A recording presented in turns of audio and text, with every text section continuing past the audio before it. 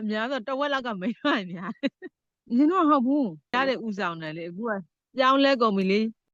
ရင်တော့အကူကလောက်ကျွေးတယ်ရင်တော့ဧကများတယ်10ဧကလောက်ရှိတယ်အကူကသူ့ကသူ9ဧကလောက်ခွဲထွက်သွားတာပေါ့ကုမ္ပဏီလည်းမလာသေးရိုးရိုးကြီးဆိုတော့တောင်သူများတော့လုံနိုင်ပါမလားရပါမလားပေါ့နော်အခုကျတော့ခါကျတော့ဒီ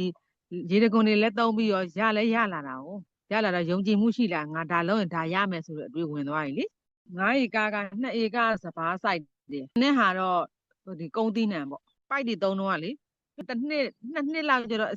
ဒါတိရလာလေကောင်းလာလေကောင်းလာတော့ခါကျတော့သဘောကျကုန်9မိုင်တို့လောက်တာတို့ထရိုက်ကိုဒါမှဆက်တာတို့ကိုယ်တိုင်လာလုပ်ပေးတယ်မသိသွားတော့ခါကျတော့ဒီဥစ္စာပဲသုံးတာတော့ကုန်ကြစရိတ်သက်သာရင်လေအရင်ကမရဘူးလေတောင်သူက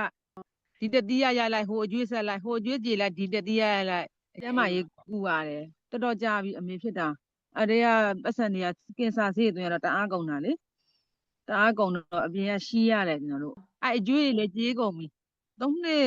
အေးပေါ့လောက်တော့ဖြစ်လာပါပြီအခုကတော့အခက်ခဲဆိုတော့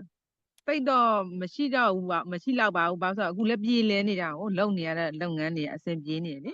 အခုကျကိုဝင်ဝင်နဲ့ကိုလဲပတ်ပြီးစိတ်ရှမ်းသာနဲ့အမေလည်းစိတ်ရှမ်းသာရော